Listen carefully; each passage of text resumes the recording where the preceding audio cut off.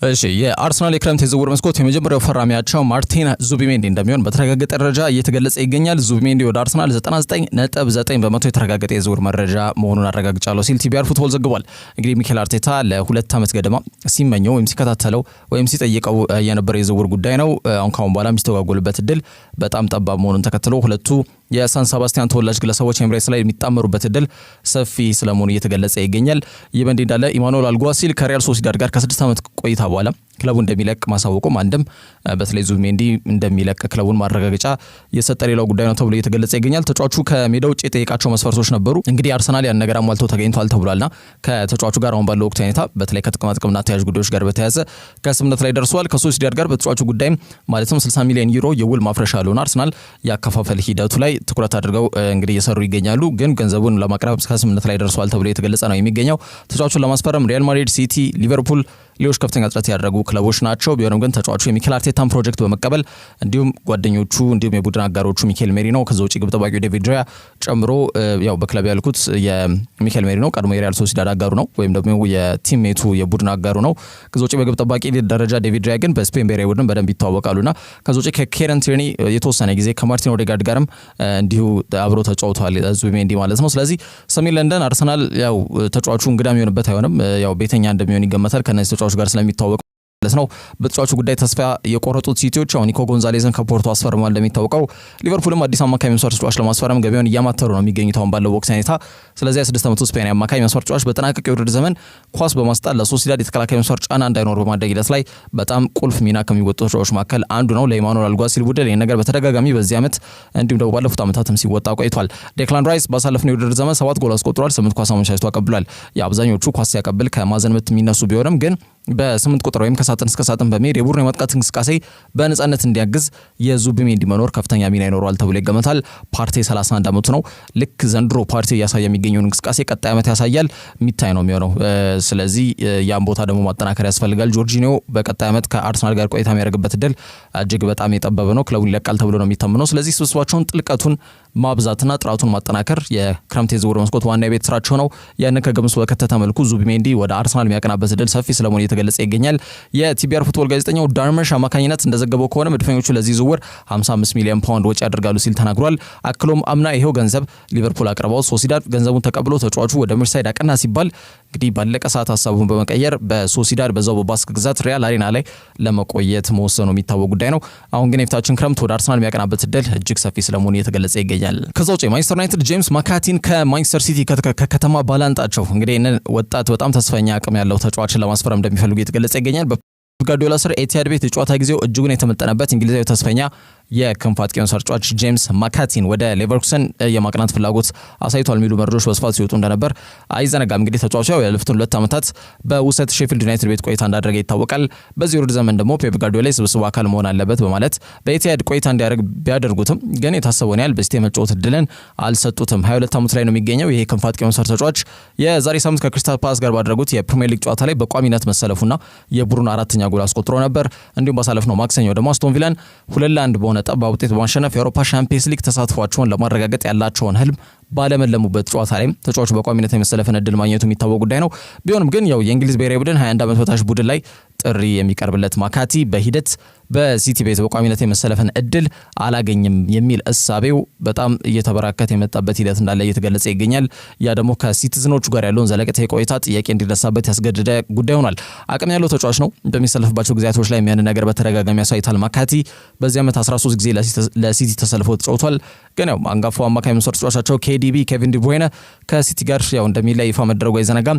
ኬዲቢን ደግሞ ለመተካት ሲቲዎች 2 ተጫዋቾችን ሾርት ሊስት አድርጓል። የሊቨርኩሰኑ ፍሎሪያን ቪርትስና እንዲሁም ደግሞ የኖቲንጋም ፎረስቱ ሞርጋን ጊብስ ዋይት። እነዚህ 2 ተጫዋቾች ቪርትስና ሞርጋን ጊብስ ዋይትን በእጃቸው ለማስገባት ፍላጎታቸው ያው በአደባባይ የወጣ ጉዳይ ነውና ያን ተከትሎ ማካቲም የሚሰለፍበት እድል የሚያጠቡ ጉዳዮች ከመሆናቸው ጋር በተያያዘ ተጫዋች ሌሎች ክለቦች የማቅናት ፍላጎቱ እጅጉን ማየሉን ፍሎሪያን ፕሌተንበርግ የጀርመን እግር ኳስ የጀርመን ቡንደስሊጋ ጉዳዮች ላይ ትኩረት አድርጎ የሚሰራው ጋዜጠኛ መዘገቡ አይዘነጋም። ከዚህ ጋር በተያያዘ ደግሞ ዣቪ አሎንሶ ቡድን ሌቨርኩሰን ከተጫዋቹ ወኪሎች ጋርም ባሳለፍነው ጥር ወር ንግግሮችን ማድረጋቸው ገልጿል። ቢሆንም ግን እስካሁን በተለይ ሲግኒፊካንት የሆነ ወይም ደግሞ ተጨባጭ ሊባል የሚችል ድርድሮች የሉምና ቀዮች ሰይጣናት ይህንን ፉክክር ተቀላቅሏል ተብሎ የተገለጸ ይገኛል። ተጫዋቹን ለማስፈረም ፍላጎት ያሳየው ሌላው ክለብ ነው። የዩናይትድ በተለይ ወጣቶች ላይ መሰረት የሚያደርገውን ቀጣዩን የቡድን ግንባታ ፕሮጀክት አካል እንዲሆን ፍላጎት አላቸው ተብሏል። በጣም ተጫዋቹ ላይም ትኩረት እንዲያደርጉ ያደረጋቸው ጉዳይም አንድም ያ ነው። ተጫዋቹ በሌሎች የፕሪሚየር ሊግ ክለቦች በኒውካስልም ጨምሮ በጣም በጥብቅ እንደሚፈለግ መረጃዎች ጠቁሟል። አሰልጣኝ ጋርዲዮላ ከተጫዋቹ ወቅታዊ ሁኔታ ጋር በተያያዘ በክለቡ እንዲቆይ ይፈልጋለሁ፣ ግን ተጫዋቹ መቆየቱን ምንም ዋስትና የለኝም ሲል በግሌም እርግጠኛ እንዳልሆነ በግሉ ማለት ነው ስለ ተጫዋቹ ወቅታዊ ሁኔታ ሀሳብ የሰጠበት አጋጣሚ እንዳለ ማንሳት ይቻላል። ማካቲ በኤቲሃድ የሚያቆየው ውል በ2026 የሚጠናቀቅ ይሆናል። በርካቶች ሲቲ ተጫዋቹን ማቆየት ካልቻሉ ከኮል ፓልመር በኋላ የሚሳሳቱበት ሁለተኛው ተጫዋች እንደሚሆን ግን ብዙዎች ግምታቸውን እየሰጡ ይገኛሉ። ከዛ ውጪ ዲን ሂውሰን የቼልሲን ጥያቄ በመቀበል በምዕራብ ለንደን ለ7 ዓመት የሚያቆየውን ውል ለመፈረም ተቃርቧል የሚሉ መረጃዎች እየወጡ ይገኛሉ። እንግዲህ ቼልሲ በርንማውዙን የተከላካይ መስመር ተጫዋች ዲን ሂውሰንን ለማስፈረም የሚደረገውን ፍክክር ከሊቨርፑል በተሻለ እየተንቀሳቀሱ እንደሚገኙበት ለማወቅ ተችሏል። እንግዲህ የ20 ዓመቱ የስፔናዊ አምና በተለይ ከጁቬንቱስ ለቆ በርንማውዝን ከተቀላቀለ ወዲህ ልዩነት ፈጣሪ የሆኑና በተለይ የግል አቅሙ በትኩረት አይንን የሚስብ አይነት እንቅስቃሴ ሲያደርግ የቆየ ተጫዋች ነው። በዚህ ውድድር ዘመን 24 ጨዋታዎች ላይ ተሰልፎ ተጫውቷል። ቡድኑ 5 ጊዜ መረቡን አስደፍሮ እንዲወጣ በዚህ ሂደት ደግሞ 2 ጎሎችንም ያስቆጠረ ተጫዋች ነው። 5 ክሊን ሺት በርንማውዝ እንዲያስመዘግቡ ትልቅ አስተዋጽኦ ከነበራቸው ተጫዋች መካከል ይጠቀሳል። የሱና የኢሊያ ዘባርኒ ጥምረት ነው የአንዶኒ ኢራዮላውን ቡድን ዘንድሮ በተለይ ተከላካይ መስመራቸው ተጠናክሮ እንዲቀርብ ትልቁ ዋና ተዋናይ የሆኑት ማለት ነውና ተጫዋቹ ግን ያው ከዚህ ዓመት በዘለለ በበርንማውዝ ቤት ቆይታ የሚያደርግ አይመስልም። ወደ 60 ሚሊዮን ዩሮ የውል ማፍረሻ ያለውን ይህንን ተጫዋች ለማስፈረም በርካታ ክለቦች ፍላጎት አላቸው። ቼልሲዎች ግን ያው ፍክክሩን እየመሩ እንደሚገኙና የውል ማፍረሻውን ከክለቦቹ የዓለም ዋንጫ በፊት ከፍለው ተጫዋቹን ስብስባቸውን እንዲቀላቀል ለማድረግ ጥሩ የሚባል ደረጃ ላይ የሚገኝ ቡድን ስለመሆኑ ኢንዲፔንዳንት ይዞት የወጣው መረጃ ያመላክታል። በነገራችን ላይ ቼልሲዎች ለዚህ ተጫዋች ማለት ነው ቢያንስ ረዘም ያለ ይሄ እንደተለመደው በተለይ ከሰሞኑ ተጫዋቾች የሚያስፈርሙበት መንገድ በተለይ ክለቡ ካለበት የፔሳር ጫና ጋር በተያያዘ ረዘም ላለ ውል ነው እያስፈረመ የሚገኘውና ለዲን ሂውሰንም የ7 ዓመት ውል ያቀርቡለታል ተብሎ ነው የተገለጸ የሚገኘው። ሊቨርፑልም ሪያል ማድሪድም ያው ዲን ሂውሰን ለማስፈረም ፍላጎት ካላቸው ክለቦች መካከል ይጠቀሳሉ። የኢንዞ ማሬስካው ቡድን እንግዲህ ቀጣይ የክለቡ ፕሮጀክት ያው ወጣቶች ላይ ትኩረት ያደረገ መሆኑን የሚያመላክት የዝውውር ዑደቶችን እያየን እንገኛለን። ለአብነት ያህል ጂዮቫኒ ኬንዳ ከዞጪ ዳሪዮ ኤሱጎን ባሳለፍነው ጥር ዝውውራቸውን እንዳጠናቀቁ ይታወቃል። ከዞጪ ኤስቴቫኦ ዊሊያንም እንዲሁ ከፓልሜራስ የሚመጣው በጣም ተስፈኛው ብዙዎች ተስፋ እያደረጉት የሚገኙበት የክንፍ አጥቂ መስመር ተጫዋች የብራዚላይም በጣም ተስፈኛ ወጣት ነው፣ ገና 18 ዓመቱ ነውና አሁን ደግሞ ዲን ሂውሰንን የማስፈረም ፍላጎታቸው በጣም ገኗል። ፍላጎት ብቻም አይደለም ከፍ ባለ መልኩ ተጫዋቹን ለማስፈረም እየተንቀሳቀሱ እንደሚገኙ ነው መረጃዎች በስፋት እየጠቆሙ የሚገኙት ማለት ነው። አስቀድሞ ደግሞ ኬንድሪ ፓዝ እንዲሁም ተጫዋቹ ይሄ ተጫዋች ፊርማውን ያስቀመጠ ተጫዋች እንደሆነ ይታወቃል። በቀጣይ ሂውሰን የዝውውር ዑደትና ትኩረታቸውን በማድረግ ተጫዋቹን በተለይ ከክለቦች የዓለም ዋንጫ በፊት ለማስፈረም በንቃት እየተንቀሳቀሱ እንደሚገኙ ለማወቅ ተችሏል። ከዛ ውጪ ማንቸስተር ዩናይትድ ዣን ፊሊፕ ማቴታን ዝውውር ለመፈጸም ያስችላቸው ደረጃ ላይ ለመድረስ በተለይ በይፋ ነገሮች በድጋሚ ከክሪስታል ፓላስ ጋር መጀመራቸው እየተገለጸ ይገኛል። እንግዲህ ማንቸስተር ዩናይትድ የሳጥን ውስጥ ሁሌ ዝግጁ የሆነ የአጥቂ መስመር ተጫዋች ማስፈረም መቻል እንዳለባቸው በተደጋጋሚ ሲገለጽ ቆይቷል። ጭራሽ የሚባል ክሊኒካል የሆነ እንዲሁም አንቲሲፔት የሚያደርግ ማለትም በጣም እያነፈነፈም ያገኛቸውን እድሎች ከአንዳንድ ወደ ግብ ለመቀየር ሁሌም ዝግጁ የሆነ የአጥቂ መስመር ተጫዋች በማንቸስተር ዩናይትድ እግር ኳስ ክለብ ውስጥ አለ ወይ የሚለው ራሱን የቻለ በጣም ትልቅ ጥያቄ ነው። ዮሹዋ ዚርክዚና ራስመስ ሆይሉንድ በጋራ $120 ሚሊዮን ገደማ ነው የወጣባቸው ግን ይህንን የቤት ስራ በሚገባ መውጣት የቻሉ አይመስሉም። በድምር ወይም በጋራ ወደ 12 ጎሎች ብቻ ነው ያላቸው በዚህ የውድድር ዘመን። ከዛ አንጻር ዩናይትዶች ስብስባቸውን ለማጠናከር ማቴታን ለማግኘት ፍላጎት ስለማሳየታቸው ቲም ቶክ ይዞት የወጣው መረጃ ያመላክታል። ከዚህ በፊትም ባሳለፍነው ጥር ወር ላይ ይህንን ተጫዋች ለማስፈረም ንግሮችን ጀምሮ እንደነበር የሚታወቅ ጉዳይ ነው። እንግዲህ 27 ዓመት ላይ ነው የሚገኘው። የፈረንሳይ አምና ከቀጠለ በጣም አስደናቂ አቋም ላይ የሚገኝ ተጫዋች ነው። በተለይ ወደ ፓላስ ዝውውሩን ካከናወነ በኋላ የመጀመሪያ 15 ጨዋታዎች ላይ ልዩነቶችን መፍጠር አልቻለም ነበር በመጣበት ዓመት። ከዛ በኋላ ግን ወደ ሪትም እየመጣ የሚገኝ ተጫዋች ነው። አምና ባደረጋቸው 39 ጨዋታዎች 19 ጎል አስቆጥሯል። ዘንድሮ ደግሞ በ28 ጨዋታ 13 ጎል አስቆጥሯል። የአርሰናልን ጨዋታ ሳይጨምር ማለት ነው። አርሰናል ላይ ተቀይሮ ገብቶ ጎል ያስቆጠረ ተጫዋች እንደሆነ እናስታውሳለን። እና ተጫዋቹ በ2026 ውሉ ይጠናቀቃል። የመጨረሻ የ12 ወራቱ ውስጥ ለመግባት እየተንደረደረ ይገኛልና የደቡብ ለንደኑ ተወካይ ቡድን ፓላስ ተጫዋቹን በአዲስ ውል ለማሰር እየሄዱ ያለው ጥረት እስካሁን ባለው ወቅታዊ ሁኔታ ውጤታማም ፍሬያማም ሊሆን አልቻለም ተብሏል። በአጠቃላይ ግን 111 የክለብ ጎሎችን በአጭር ጊዜ ውስጥ ያስቆጠረው ይሄ የኦሎምፒክ የብር ሜዳሊያ ባለቤቱ ዣን ፊሊፕ ማቴታ ለማስፈረም ዩናይትዶች በድጋሚ ከክለቡ ከክሪስታል ፓላስ ጋር ንግሮችን መጀመራቸው ለማወቅ ተችሏል ማለት ነው። እድሜው 27 ነው። አነሰ ቢባል 3 ከዛ በላይ ዓመታት ወጥነት ባለው መልኩ ጥሩ ግልጋሎት ሊሰጥ ይችላል ተብሎ ይገመታል። እንደሚታወቀው ማቲያስ ኩኛ የማንቸስተር ዩናይትድ የመጀመሪያ የዝውውር መስኮት እንግዲህ ፈራሚያቸው ይሆናል ተብሎ ነው የሚገመተው። ምክንያቱም ዲሉ በጣም ፋይናል ስቴጅ ላይ ደርሷል ተብሎ የተገለጸ ስለሚገኝ ማለት ነው። የመዲ እንዳለ የማጥቃት እንቅስቃሴያቸውና ስብጥራቸውን አሁን ካለበት ስብስብ ወይም ደግሞ ብሩኖ ፈርናንዴዝ ላይ የተጣለውን የማጥቃት እንቅስቃሴ ኃላፊነት ጫና ሊጋሩ የሚችሉ ተጫዋቾችን በቀጣይ ዓመት ማስፈረም መቻላቸው ማይቀር ጉዳይ ስለመሆኑ እየተገለጸ ይገኛል። ከኩኛ በመቀጠል በማጥቃት እንቅስቃሴ ላይ የ9 ቁጥር ኃላፊነቱን ለዣን-ፊሊፕ ማቴታ የመስጠት ህልማቸው እውን ይሆናል ወይ የሚለው ጉዳይ በቀጣይ የሚጠበቅ ይሆናል። ከዛ ውጪ ሚስትና ልጅ የታገቱበት ተጫዋች ቤተሰቤን መልሱልኝ ወይም ቤተሰቤን አግኙልኝ ሲል ተማጽኖን እያሰማ ይገኛል። ይህ ጉዳይ ደግሞ በጣም በስፋት መነጋገር ይሆናል። እንግዲህ በኤኳዶር የተፈጠረው ጉዳይ አሳዛኝ ክስተት ነው፣ ብዙዎችንም እያነጋገረ ይገኛል። ተጫዋቹ ጃክሰን ሮድሪጌዝ ይባላል። የተከላካይ መስመር ተጫዋች ነው። እዛው ኤኳዶር ውስጥ ኤምሌክ ለተባለ ቡድን እየተጫወተ ይገኛልና ጓያኩሉ እየተባለች በምትጠራ ከተማ ላይ ነው ክስተቱ የተፈጠረው።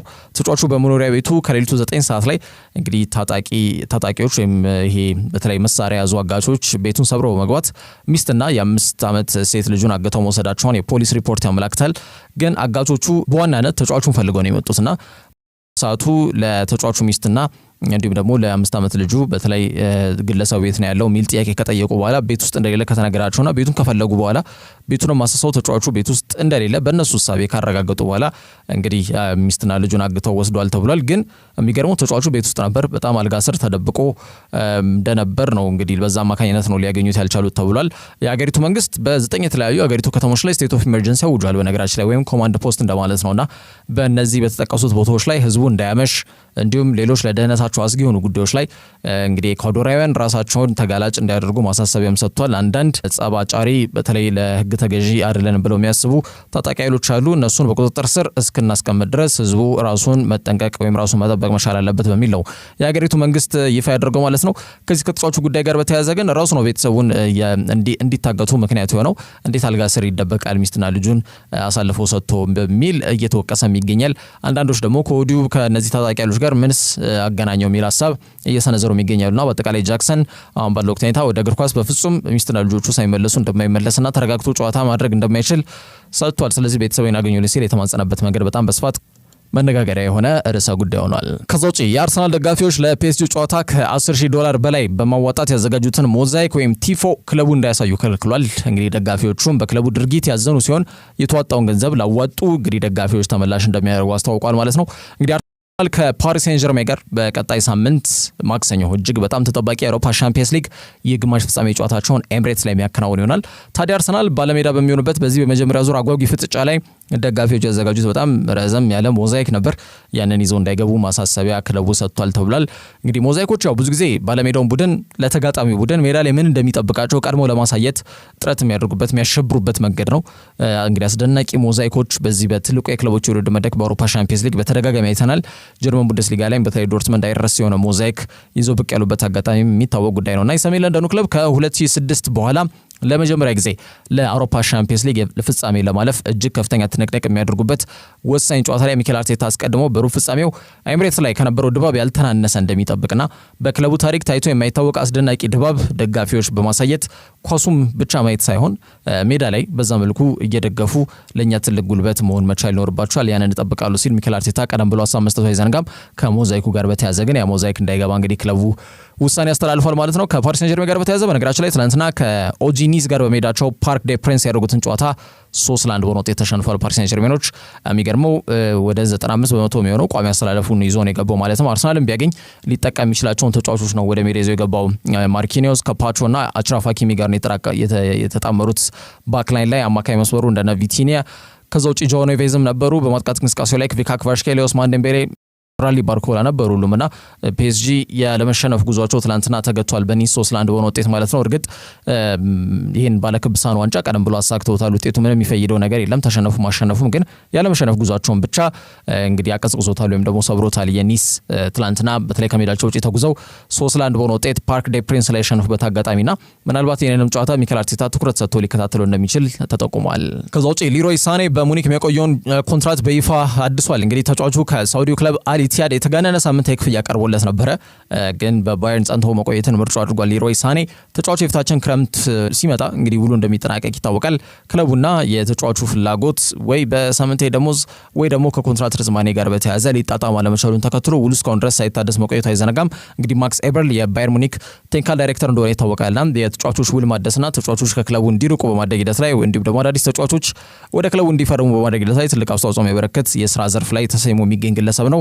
እንደሚታወቀው በርካታ ተጫዋቾችን ውል አድሷል። ከአንጋፋው ማኑኤል ኖየር አንስቶ አልፎንሶ ዴቪስ፣ ዮሹዋ ኪሚች ውላቸውን ካደሱ ተጫዋቾች መካከል ይጠቀሳሉ።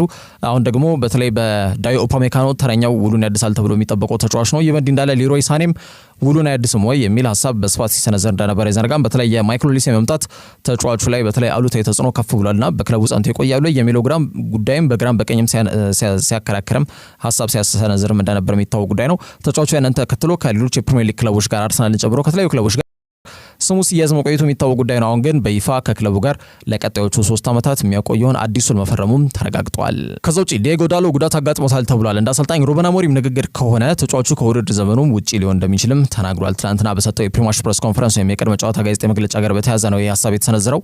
እንግዲህ ዩናይትድ ወደ ቫይታሊ ሲያቀንተው 3 ተከታታይ የፕሪሚየር ሊግ ጨዋታዎችን ላይ ሽንፈት ላለማስተናገድ ጥረት ያደርጋሉ ተብሎ ይገመታል። ዋና ትኩረታቸው የአውሮፓ መድረክ ነውንም ጥያቄ የለውም። በኤሮፓ ሊግ የግማሽ ፍጻሜ ቀጣይ ሳምንት ከሜዳቸው ውጪ ተጉዘው ሳን ማሜስ ላይ ከአትሌቲኮ ቢልባኦ ጋር ጨዋታቸውን ያደርጋሉ። ግን ከዛ አስቀድሞ ደግሞ በፕሪሚየር ሊጉ የበርንማውዝ ጨዋታ ይጠብቃቸዋልና ሩበን አሞሪም እኔ የሳን ማሜሱ ጨዋታ አይደለም አሁን ያለኝ ትኩረት በርንማውዙ መርሃ ግብር ነው። የበርንማውዙ ጨዋታ ለሳን ማሜስ ትልቅ ግባት የሚሆን ነገሮችን እናገኝበት ስለምንችል ሙሉ ትኩረታችን እዚህ ጨዋታ ላይ ነው ሲል ሀሳብ ሰጥቷልና ያው አንጋፋ ክለብ ነው ማንቸስተር ዩናይትድ፣ ግን ክለቡንም ስኬቱንም ታሪኩንም በማይመጥን የውድድር ዘመን እያሳለፉ ይገኛሉ። በታሪካቸው በጣም ዝቅተኛው ደረጃና ዝቅተኛ ነጥብ ይዘው የሚያጠናቅቁበት የውድድር ዘመን የዘንድሮ የውድድር ዘመን እንደሚሆን ተረጋግጧልና በቀጣይ ደግሞ ጨዋታዎችን እንግዲህ ውስን መርሃ ግብሮች ናቸው የሚቀሩት። ወደ 4 ጨዋታዎች ናቸው እንግዲህ ተወዳጁ የክለቦች ሻምፒዮን የእንግሊዝ ፕሪሚየር ሊግ ሊጠናቀቅ የሚቀረውና በዚህ ጊዜያቶች ላይ ጥሩ ነጥቦችን መሰብሰብ ካልቻሉም እስከ ደረጃቸው እስከ 17ኛም ዝቅ ሊል ይችላል። ይሄ ማለት ከወራጅ ቀጠናው በአንድ ደረጃ ብቻ ነው ከፍ የሚሉት ማለት ነውና ምን ያክል አስከፊ የሚባል የሚችል የውድድር ዘመንን አሳልፈው የውድድር ዘመኑ ሊያጠናቅቁ እንደሚችሉ አመላካሽ ነጥብ ነው። ስለዚህ ለክብር መጫወት አለበት ማንቸስተር ዩናይትድ ተብሎ ይገመታል። ታዲያ ፖርቹጋላዊ አሰልጣኝ አሞሪም ስለ ዳሎ የእግር ጡንቻ ህመም መሆኑን ተናግሯል። በዚህ ዓመት በጣም የተጠቀሙ እና በርካታ ደቂቃዎችን የተሰለፈ ተጫዋች መሆኑን ከግምት ውስጥ በመክተት ጉዳቱ ተገማሽ ነው ብሏል። ያው ዶርጉ እስኪመጣ ድረስ እኮ የግራ መስመር ኮሪደሩን ሲመራ ነበረ ዳሎ ያለ ቦታውና በጣም ሁለገብ ባለው መልኩ ወጥነት ባለው መልኩ ጉዳት ምንም ሳያጋጥመው በተለይ ከክርስቲያኖ ሮናልዶ በነበረበት ሰዓት ላይ የሱን ትሬኒንግ ሜተድና ትሬኒንግ ሩቲን መስራቴ በተለይ ኢንጁሪ ፕሮን እንዳልሆነ አድርጎኛል ወይም ለጉዳት ተጋላጭ እንዳልሆነ አድርጎኛል ብሎ ተናግሮ እንደነበረ ይዘነጋም። እውነቱን ነው። ረዘም ላለ ጊዜ ወጥነት ባለው መልኩ በርካታ ደቂቃዎችን ለማንቸስተር ዩናይትድ ተሰልፎ የተጫወተ ተጫዋች ነው ዲየጎ ዳሎ። አሁን ግን ከሜዳ ለተወሰኑ ጊዜያቶች ላይ ይርቃል ተብሎ እየተገለጸ ነው የሚገኘው። ለምን ያክል ጊዜ ከሜዳ ይርቃል የሚለውን አላወቅንም፣ ግን ከውድድር ዘመኑ በፊት ወደ ሜዳ ይመለሳል ብዬ አልገምትም ሲል ሀሳብ ሰጥቷል። ከዛ ውጭ አማድ ዲያሎና ማቲያስ ዴሊት ግን ለመመለስ እጅግ ተቃርቧል ሲል ሀሳብ ሰጥቷል። ይህ ማለት በቀጣይ ሳምንት ቢያንስ ብስው ሊቀላቀሉ የሚችሉበት እድል እንዳለም ሩበን አሞሪም ሀሳብ ሰጥቷል። ከዛ ውጭ ሎስ ብላንኮሶቹ ከዛሬው የኮፓ ዴል ሬይ ጨዋታ በፊት የሰሩት ድርጊት እጅጉን መነጋገሪያ ጉዳይ ሆኗል። እንግዲህ በጣም ብዙ ግቦች የተሞላ ኤል ክላሲኮ መመልከታችን እንደማይቀር መገመት ይቻላል። ላንመለከትም እንችላለን። በነገራችን ላይ ይሄ ወደ በኋላ መጣበት ሀሳብ ይሆናል። በተለይ ዛሬ ዕለት ያው የንጉስ ዋንጫ ወይም የኮፓ ዴል ሬይ የፍጻሜ ጨዋታ የሚከናወንበት ቀን ነው። ታዲያ የሪያል ማድሪድ የቴሌቪዥን ቻናል እንዳላቸው ይታወቃል። አርኤም ቲቪ የሚባለው ወይም ሪያል ማድሪድ ቴሌቪዥን ቻናል ማለት ነውና በይፋ ዛሬ ጨዋታውን በባል አርቢትርነት የሚመራው ሪካርዶ ዴ ቡርጎስ የተባለው ስፔናዊ ዳኛ ማዕከል ያደረገ የዳኝነት ክፍተት፣ የዘገየ ውሳኔ፣ ሚዛኑን ያልጠበቀ እጅግ በጣም የፍትሃዊነት ጥያቄ የሚነሳበት ግለሰብ መሆኑን የሚያሳይ ወደ 3 ደቂቃ ከ16 ሰከንድ የሚጠጋ የቪዲዮ ቅጂ እንደ ማስረጃነት በማቅረብ በዚህ በሪያል ማድሪድ የቴሌቪዥን ቻናላቸው ላይ አሰራጭተውታል። በጣም በስፋት ተቀባብለውታልና እንደ ማርካ ዘገባ ከሆነ በተለይ ማድሪዶች በጣም ተጠባቂ ከሚባል መርሃ ግብር በፊት የነሱን ጨዋታ ሲዳኝ የነበረን ግለሰብ የሰራቸውን ስህተቶች ወይም ህጸጾች ወይም ክፍተቶችን ለይተው ይፋ ሲያደርጉ ለመጀመሪያ ጊዜ አይደለም ሲል ዘግቧል። ሎስ ብላንኮሶቹ በዚህ ዓመት በተደጋጋሚ ከዳኛ ጋር ሰጣ ገባ ውስጥ በመግባት በዳኛ ተበድለናል እያሉ በተለይ ከሃቪየር ቴባስ ከሚመራው የስፔን ላሊጋ አስተዳደር ጋር ከፍተኛ ሰጣ ገባ ውስጥ ገቡ መቆየታቸው አይዘነጋም። ይሄ ግን ኮፓ ዴል ሬይ ነው። ስለዚህ የስፔን እግር ኳስ ፌዴሬሽን ጋር ነው አሁን ደግሞ ፊታቸውን አውዝረው ሰጣ ገባ ውስጥ የገቡት ማለት ነውና የዛሬ ፍጻሜ ጨዋታ እንዲመራ እድሉ የተሰጠው የ39 ዓመቱ ስፔናዊ ዳኛ ሪካርዶ ዴ ቡርጎስ ነው። ልምድ ያለው አሰልጣኝ ነው። ልምድ ያለው ዳኛ ነው። ይቅርታ በጣም ቁልፍ የሚባሉ ጨዋታዎችን ከዚህ በፊት ዳኝቷል። የተለያዩ የኤል ክላሲኮ ጨዋታዎችንም ከዚህ በፊት የዳኘ እንግዲህ ዳኛ ነው።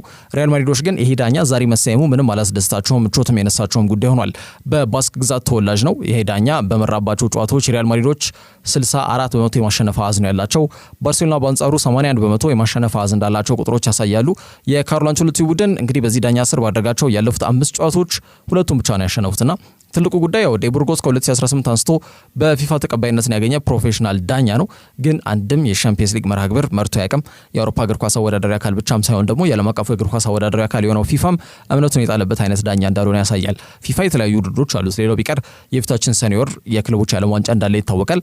በእነዚህ 32 ቡድኖች በሚሳተፉበት ትልቅ ውድድር ላይ እንኳን አንድ ስፔናዊ ዳኛ እንዳይዳኝ ወይም ወደ ውድድሩ እንዳያቀና አድርገዋል። ይሄ ጥያቄ የሚነሳበት ጉዳይ ነው። ከዛ ውጪ ዩኤፋን ከተመለከተን የክለቦች ትልቅ የውድድር መድረክ የሆነው የሻምፒየንስ ሊግን ጨምሮ ዩሮፓ ሊግ፣ ከዛ ውጪ ኮንፈረንስ ሊግ፣ በሀገራት ካየን ደግሞ የኔሽንስ ሊግ ጨዋታዎች ያከናውናልና በእነዚህ ሁሉ መርሃግብሮች ላይ ሪካርዶ ዴ ቡርጎስን አንድ ጊዜም ጨዋታዎችን እንዲመራ መርቶት አያውቅምና ስለዚህ ያው ቀደም ብዬ እንዳልኩት 2018 ላይ ያው ፊፋ እውቅና ሰጥቶታል። እውቅና የሰጠው ግን ወረቀት ላይ ብቻ እንደሆነ አመላካሽ ነጥብ ነው። ከዛ ጋር በተያያዘ ነው ሪያል ማድሪድ ይሄ ዳኛ የዛሬውን ጨዋታ ሊዳኘን አይገባም የሚል ጥያቄ የሰነዘሩት ማለት ነው። በስፔን ግን ያው የተለያዩ ጨዋታዎችን ቁልፍ የሚባሉ መርሃግብሮችን ይዳኛል። ኤል ክላሲኮን ይዞ የሚመጣ የፍጻሜ ጨዋታም ሲዳኝ ለሶስተኛ ጊዜ አድርጓል ማለት ነው። የ2017 እና የ2023 የሱፐር ካፕ ጨዋታዎችን መዳኘቱ አይዘነጋም።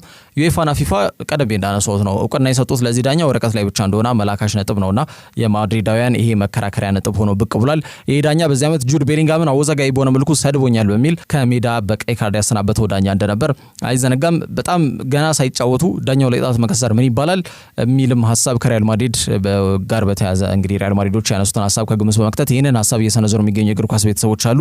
እዚህ ዳኛ ላይ ጣት መቀሰር ሳይሆን ብንሸነፍ ምንም ይሁን ምን ባንተ ጥፋት ነው በማለት ቀድሞ ከማሳበብና ዛቻ ከመሰንዘር ከወዲሁ ዳኛው ላይ ጫና ከመሰንዘር አይተናነስምና ዝም ሊባሉ የማይገባም የሚል ሀሳብ እየተሰነዘረባቸው ይገኛል። እንግዲህ ሪያል ማድሪድ አሁን ባለው ወቅት ሁኔታ እንግዲህ ይሄ መረጃ እስከተጠናቀረበት ጊዜ ድረስ ማለት ነው ይሄ ዳኛ ካልተቀየረ በስተቀር ጨዋታውን አናደርግም እያሉ ነው የሚገኙት።